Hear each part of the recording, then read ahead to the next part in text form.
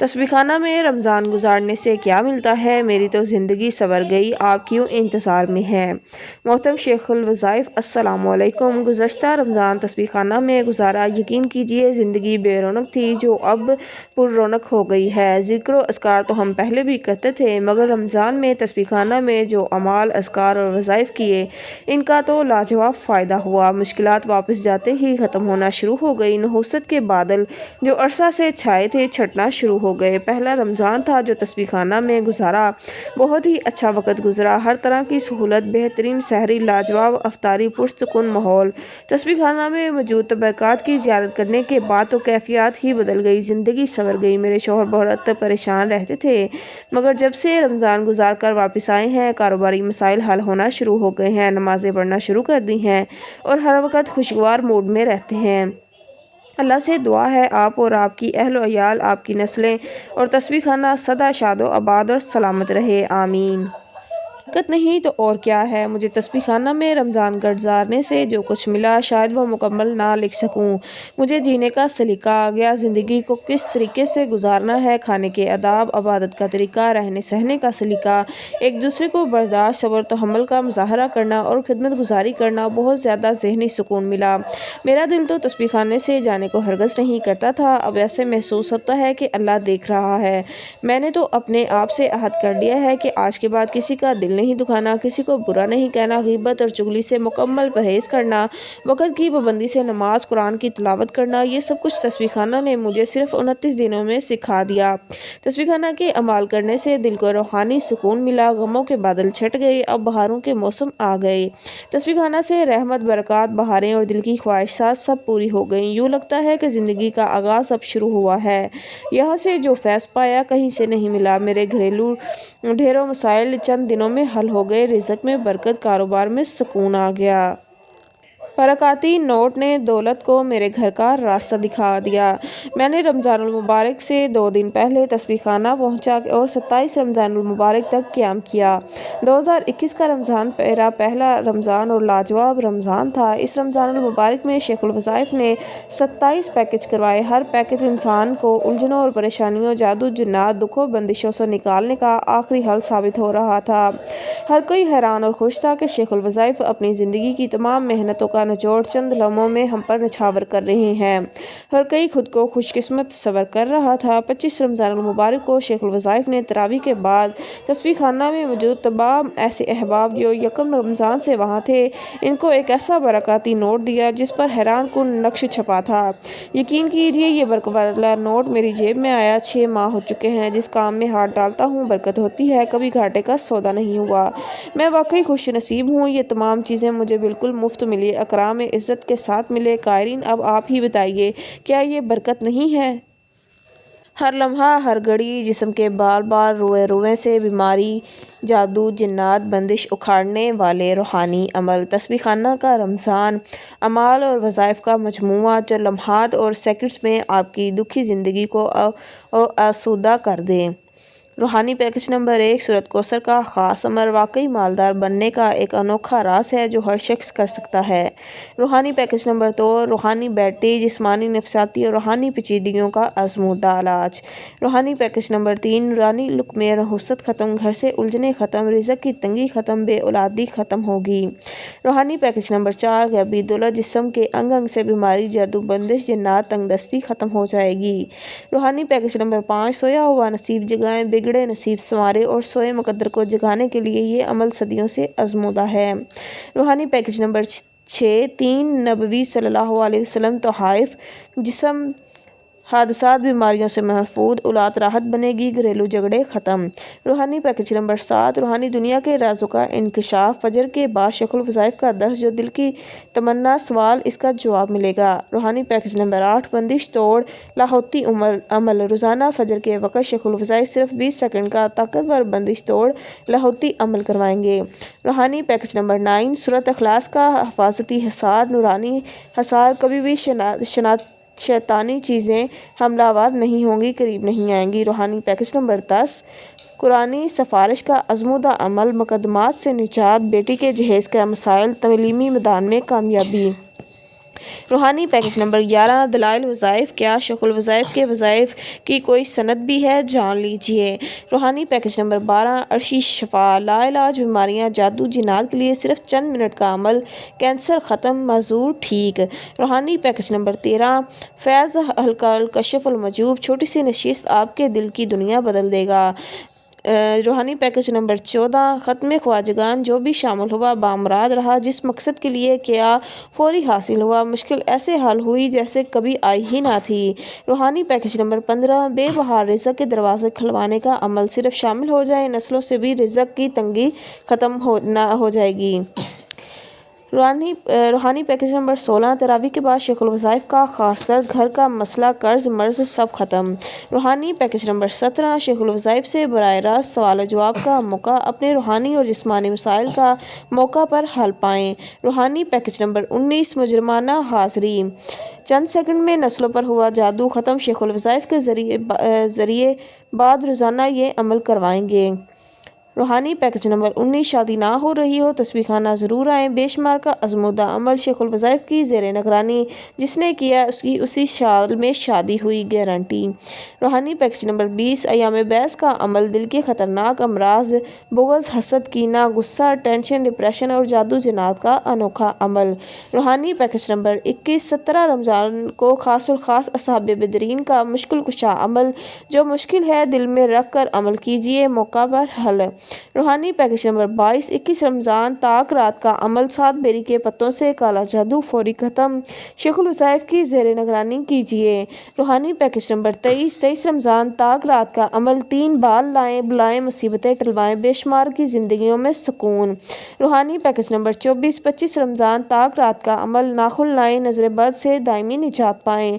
रूहानी package number 25 Ramzan Barkati note, ख़ास नक्श पर पुर कीजिए, दौलत का ढेर पाने के ख्वाहिशमंद अफराद के लिए।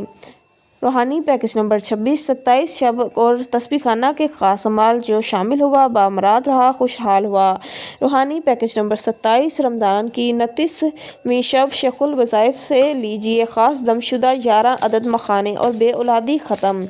इसके अलावा लैलतुल जायज़, तमाम जुमातुल मुबारक और ईद उल फितर के ख़ास रूहानी पैकेज, जो आपकी ज़िंदगी से हर गम दूर, इल्लत किल्लत से निजात और खुशहाली और बरकतों के अंबार लगा देंगे। अभी से तैयारी के रखे। ख़वातीन के लिए अलहदा इंतज़ाम, बच्चे हरगिज़ न लाएँ। पुरसुकून सहरी व अफ्तारी का कुशादा इंतज़ाम, हस्बे मौसम बिस्तर हमरा लाएँ। पिछला वार आप बीती किस्त नंबर 145 एक ऐसे शख्स की सच्ची आप बीती जो पैदाइश से अब तक औलिया जिन्नात की सरपरस्ती में है। इसके दिन रात जिन्नात के साथ गुजर रहे हैं। कायरीन के इसरा पर सच्चे हैरत अंगेज़ दिलचस्प इंकशाफात किस्तवार शाया हो रहे हैं, लेकिन इस पुरअसरार दुनिया को समझने के लिए बड़ा हौसला और हिलम चाहिए।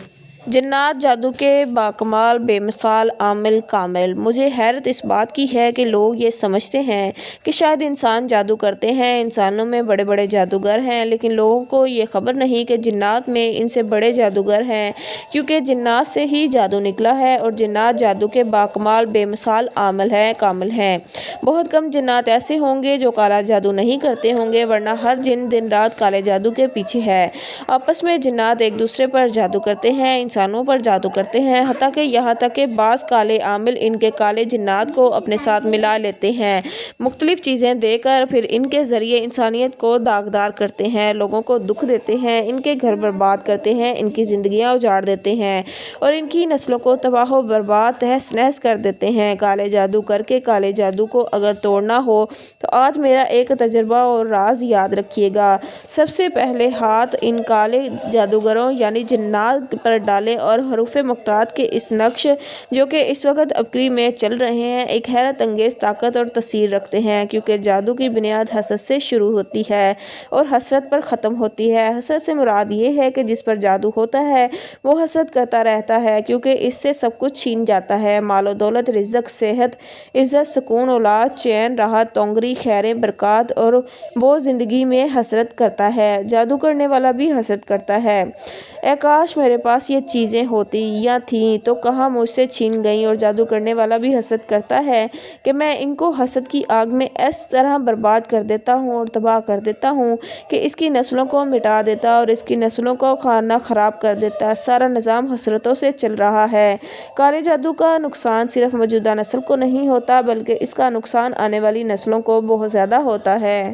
میرے پاس بے شمار ایسے کیس، واقعات، تجربات اور مشاہدات ہر وقت ملتے ہیں کہ کالے جادوگر نے زندگی کو مایوس کر دیا، برباد کر دیا اور زندگی حسرتوں اور تمناؤں کی ایک داستان بن گئی۔ آئیے آپ کو کالے جادوگروں سے بچنے کا گر بتاؤں۔ آئیے میں آپ آج سے کے بعد کالے جادو سے بچنے کے، کالے جادوگروں سے بچنے کا ایک آزمودہ گر دیتا ہوں اور راز دیتا ہوں۔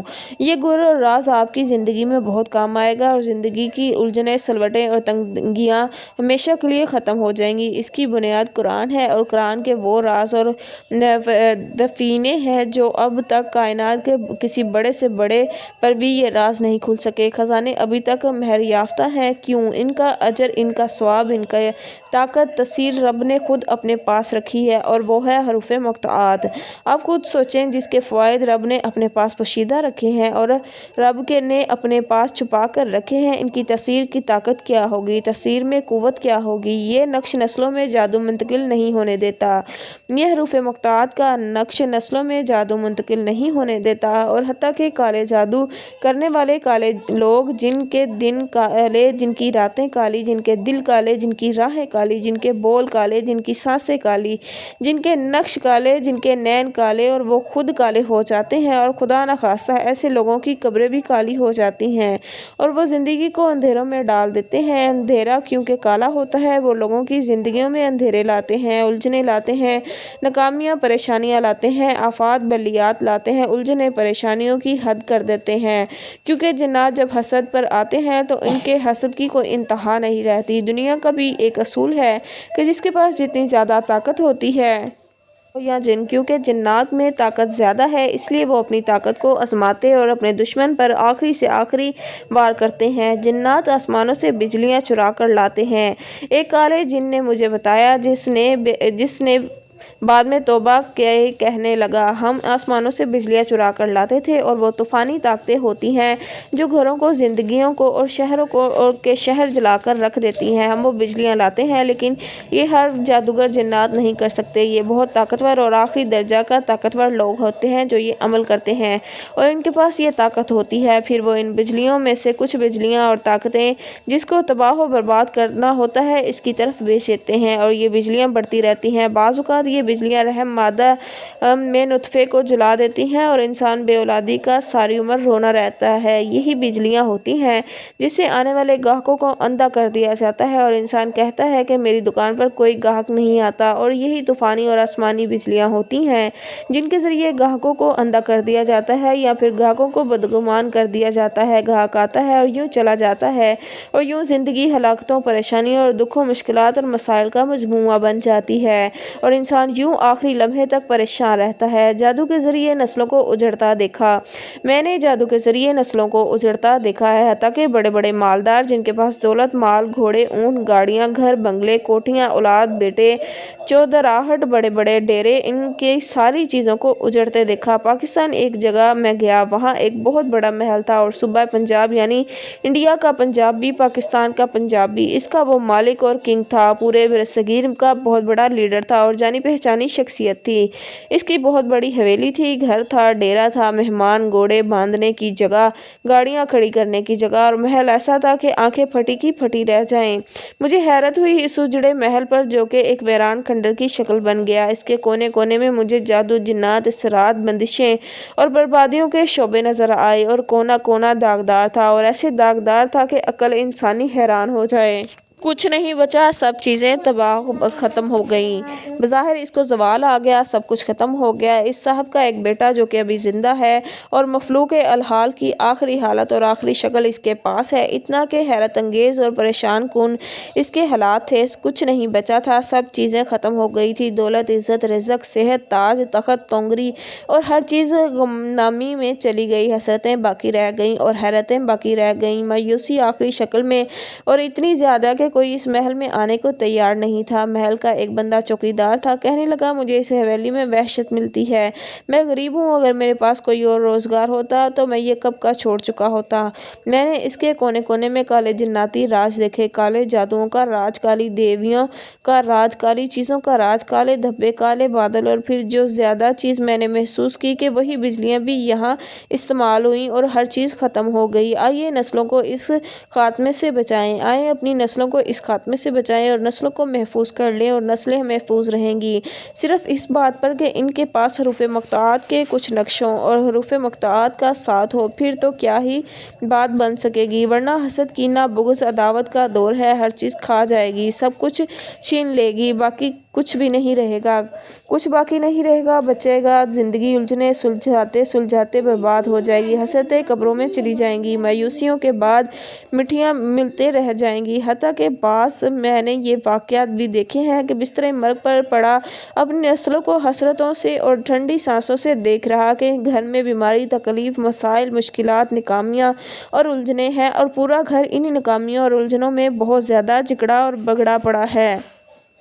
आइए हरूफ मक़ताआत की पनाह लें, आइए हम हरूफ मक़ताआत से दोस्ती करें और हरूफ मक़ताआत की पनाह लें, हरूफ मक़ताआत की छाँव लें, हरूफ मक़ताआत की छतरी लें और हरूफ मक़ताआत का साया लें, हरूफ मक़ताआत की ढाल लें, ताकि इसकी पनाह में अपनी नस्लों को छुपा लें और अपनी नस्लों में इसमें बहुत ज़्यादा महफूज कर लें।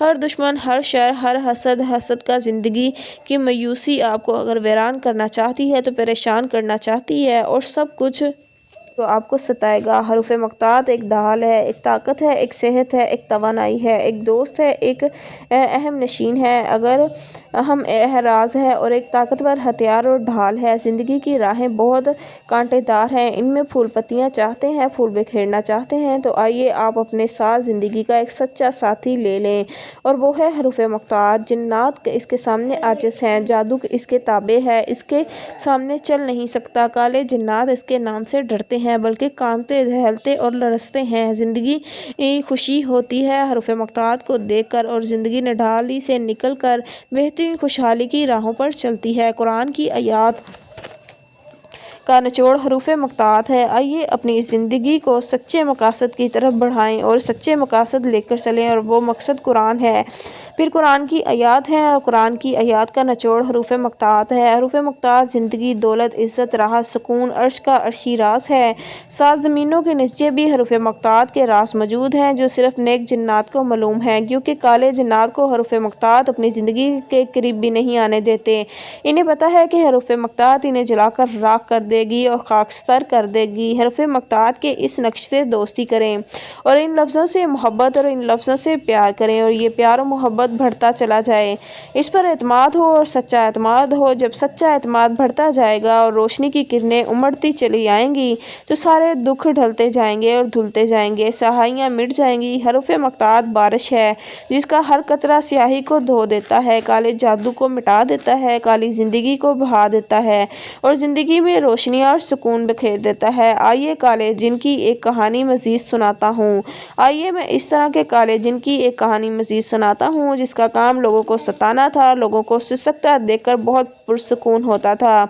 इसे अपने जादू पर मान था, इसे अपने आप से प्यार था। वो जालिम के दावे करता था और जालिम था, बल्कि जालिमों का सरदार था। इसने फैसला किया कि मैंने ज़िंदगी में और इसने इस फैसला किया कि मैं अपने दिन भी, रात भी, सुबह भी और शाम भी जिन्नात और इंसानियत को बहुत तकलीफ़ देने में गुजारूंगा। इसकी एक वजह ये भी थी, वो वजह ये थी कि इसने ज़मीन के नीचे से और आसमान के ऊपर से और फ़ज़ाओं में कुछ काली चीज़ें अपने इर्द गिर्द जमा कर ली थीं।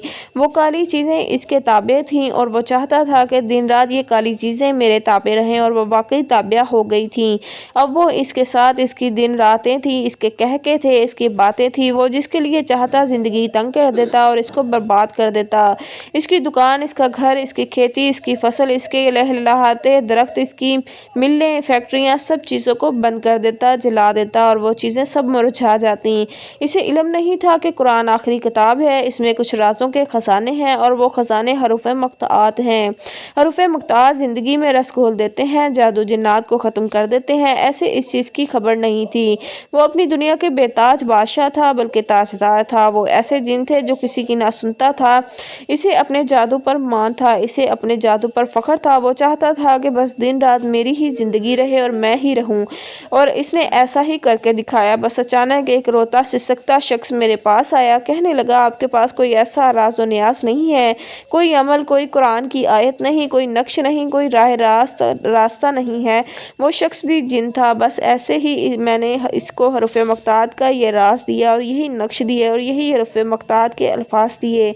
आज वो शख्स जिन सफ़ाए हस्ती से मिट गया, जिसने सारी दुनिया को, सारी जिन्नाती और इंसानी दुनिया को काले जादू से काला किया हुआ था और बर्बाद किया हुआ था। इसका कुछ भी बाकी नहीं बचा, इसकी हर चीज़ ख़त्म हो गई। इस नक्शो नगार भी ना रहे और दुनिया के नक्शों का कायनात के नक्शों से मिट गया। ये हरूफ मक्तात का कमाल है। हज़रत अल्लामा लाहौती साहब से पूछे घरेलू उलझने का हल। अपने घरेलू उलझने रसाले के सफ़ा नंबर 57 पर दिया गया कूपन पुर करके भिजवा दें। कूपन वाले खतूत का जवाबी लिफाफे के ज़रिए नहीं बल्कि बज़रिया रसाला ही दिया जाएगा। इससे भी ज़्यादा पुरअसरार वाक़यात और लाजवाब वज़ाइफ साहब का अक्सार पढ़ने के लिए जिन्नात का पैदाइशी दोस्त किताब पढ़िए। ज़बरदस्ती की तलाक का वबाल खुशियों को निगल गया।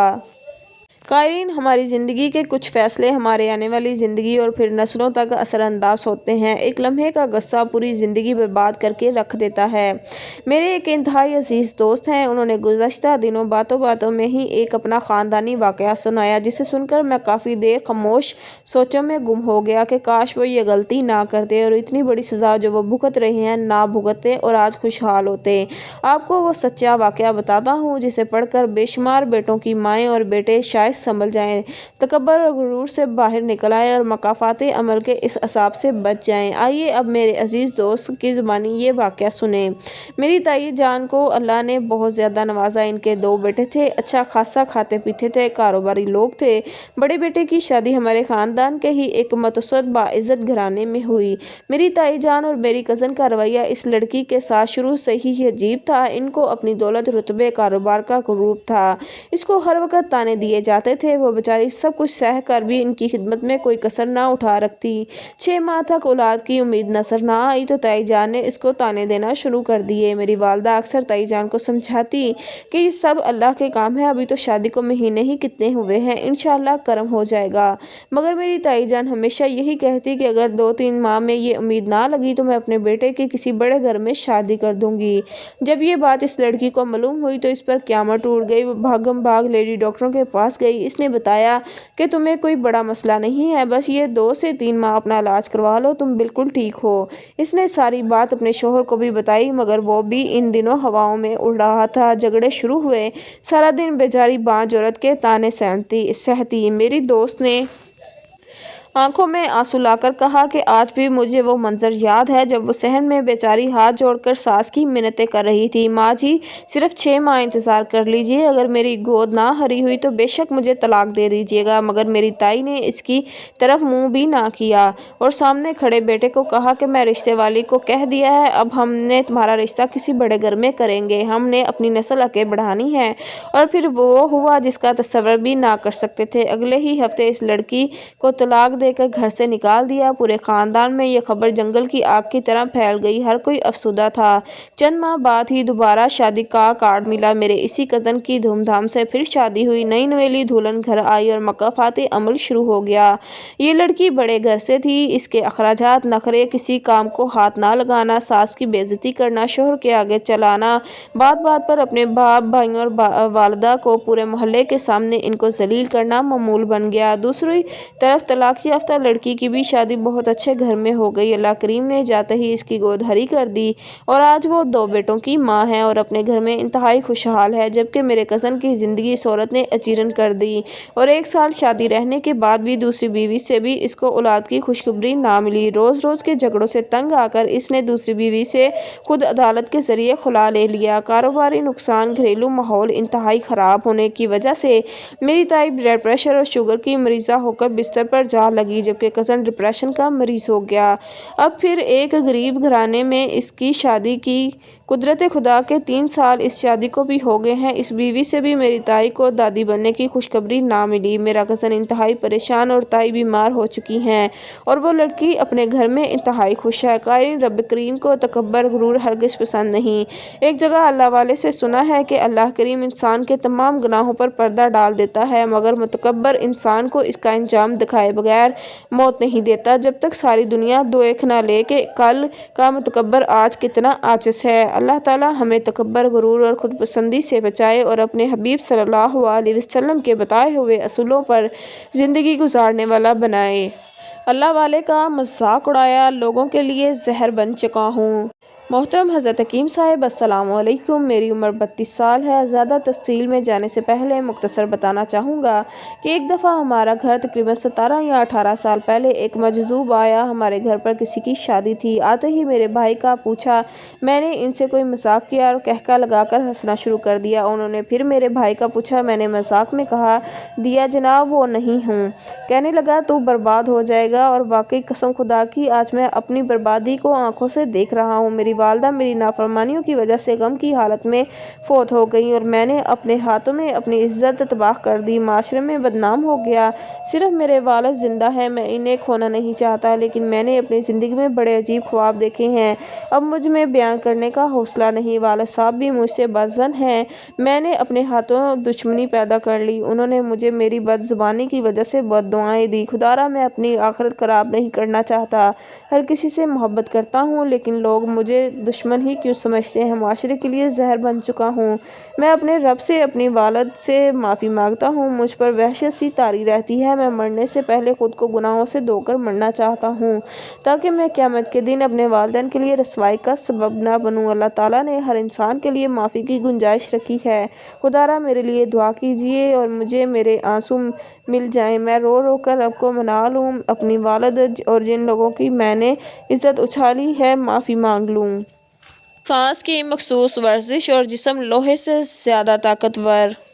ایک سرکس میں مداری نے اپنے سینے پر 10 من وزنی پتھر کی سل رکھوائی اور اس کے ساتھیوں نے اس سل پر لوہے کے ہتھوڑے سے اس طرح برسائے کہ سل ٹوٹ گئی، لیکن مداری کا بال تک بیکا نہ ہوا۔ کیا اس کا سینہ غیر معمولی طور پر مضبوط اور اس کی ہڈیاں ناقابل شکست تھیں؟ آپ کا جواب یقیناً نفی میں ہوگا۔ ایک آدمی نے لوہے کی موٹی زنجیر اپنے سینے اور بازوؤں کے گرد باندھی اور 2-3 جھٹکے دے کر توڑ ڈالی۔ کیا وہ بے پناہ قوت کا مالک تھا؟ جی نہیں، عین ممکن ہے آپ اسے کشتی میں چھاڑ دیں۔ یہ سب کمالات دراصل حبس دم، سانس روکنے کے ہیں۔ آپ بھی اس کی مشق بہم پہنچا کر ایسے ہی کرشمے لوگوں کو دکھا سکتے ہیں۔ آپ جتنی زیادہ مشق کریں گے اتنی ہی حیرت انگیز قوتوں اور صلاحیتوں کے مالک ہوں گے۔ یقیناً آپ کی خواہش ہوگی کہ آپ کبھی بیمار نہ پڑیں، بخار، بد ہضمی، قبض، خون اور پھیپھڑوں کے امراض، زنجیر معدہ، کھانسی، دمہ، سر درد وغیرہ کے قریب نہ پھٹکیں، حافظہ تیز ہو، دماغ تر و تازہ رہے، عمر میں 10-15 سال بڑھ جائیں، یہ سب کچھ ممکن ہے۔ اور حیرت انگیز بات یہ ہے کہ یہ نہ تو اس پر کوئی پیسہ خرچ ہوگا اور نہ ہی کوئی الٹی سیدھی اور سخت ورزش کرنی پڑے گی۔ بس ایک آسان سی ورزش کے لیے صبح سویرے روزانہ 10 سے 15 منٹ آپ کو نکالنے ہوں گے۔ یہ ورزش عورت، مرد، بوڑھا، جوان اور بچہ ہر موسم میں کر سکتا ہے۔ اسے پرانایام، سانس روکنا کہتے ہیں۔ پرانا سنسکرت کا لفظ ہے جس کے معنی سانس اور پرانایام سانس اور دوسری حیاتیاتی قوتوں کو کنٹرول کرنے کا نام ہے۔ سانس کو زور سے باہر نکال کر پھیپھڑوں سے خالی کر دیجیے۔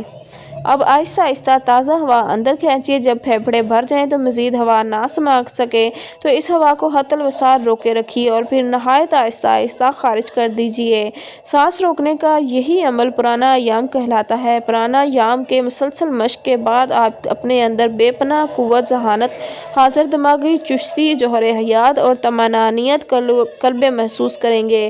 پھر جب اس میں نہایت مشق ہو جائے تو جسم کا ایک عجیب قوت بخش برقی رو دوڑنے لگے گا اور ہر کمزور آدمی جس کو آپ سے کسی قسم کا کوئی واسطہ پیش آئے گا اسے رو کر واضح طور پر محسوس کرے گا۔ علاج حیرت انگیز جو 60 سال کا انسان بھی کر سکے۔ ورزش کے لیے بہترین جگہ دریا یا ندی کا کنارہ، کھلا باغ یا میدان۔ اگر ان جگہوں تک رسائی ممکن نہ ہو تو مکان کی چھت یا پھر صاف ستھرا ہوادار کمرہ بھی کافی رہتا ہے، البتہ اس میں روشن دان اور کھڑکیاں ضرور ہونی چاہیے۔ یوں تو یہ ورزش دن میں کسی بھی وقت کی جا سکتی ہے۔ بہترین فوائد حاصل کرنے کے لیے سورج نکلنے سے پہلے ہی کرنی چاہیے۔ ورزش کرتے وقت اعصاب میں کسی قسم کا تناؤ اور کھنچاؤ نہیں ہونا چاہیے۔ گندہ ذہنی بھی اس کے لیے مضر ہے۔ ذہن کو اس طرح کے تفکرات اور خیالات سے آزاد کر دیجیے۔ طریقہ نمبر 1، زمین یا چادر، چٹائی یا کمبل بچھا کر بیٹھ جائیں، ٹانگیں سامنے پھیلا دیجیے۔ اب داہنی ٹانگ کو پیر سے پکڑ کر گھٹنے پر سے موڑیے اور بائیں ران پر رکھ دیجیے۔ پھر اسی طرح بائیں ٹانگ کو موڑ کر دائیں ران پر رکھ دیجیے۔ ٹانگیں ٹھیک رانوں پر آنی چاہیے۔ پہل ایسا کرتے ہی تکلیف محسوس ہوگی، لیکن رفتہ رفتہ عادت ہو جائے گی۔ اسے آلتی پالتی مارنا یا فٹ لاک کہتے ہیں۔ کمر لاک سیدھی رکھیے، ہاتھ گھٹنوں پر رکھ لیجیے۔ اس طرح آلتی پالتی مار کر بیٹھنا بذات خود بہت مفید ورزش ہے۔ اس سے قوت ہضم بڑھتی ہے، بھوک خوب لگتی ہے۔ یہ ورزش گٹھیا کا مرض بھی رفع کرتی ہے۔ اس سے ٹانگوں اور رانوں اور پیروں کے عضلات مضبوط ہوتے ہیں اور رگیں صاف ہوتی ہیں۔ قلب و ذہن کی یکسوئی چاہنے پر میوزیمز یا ہپناٹزم کی مشق کرنے والے لوگ اسی طرح آلتی پالتی مار کر بیٹھ جاتے ہیں اور سامنے دیوار پر آوازیں کسی چیز پر نگاہیں جما دیتے ہیں۔ پہلے روز 5 منٹ تک یہ عمل کیجیے، پھر روزانہ 1-2 منٹ کا اضافہ کرتے چلے جائیں۔ خیالات کو یکسو کرنے اور اپنی ذات کو نفس پر قابو پانے کا یہ بہترین طریقہ ہے۔ اپنے دائیں ہاتھ کے انگوٹھے سے دائیں طرف کا نتھینا بند کر لیجیے اور بائیں نتھنے سے آہستہ آہستہ تازہ ہوا اندر کھینچیے، یہاں تک کہ پھیپھڑے پوری طرح بھر جائے۔ اس ہوا کو زیادہ سے زیادہ دیر تک اپنے اندر روکنے کی کوشش کیجیے۔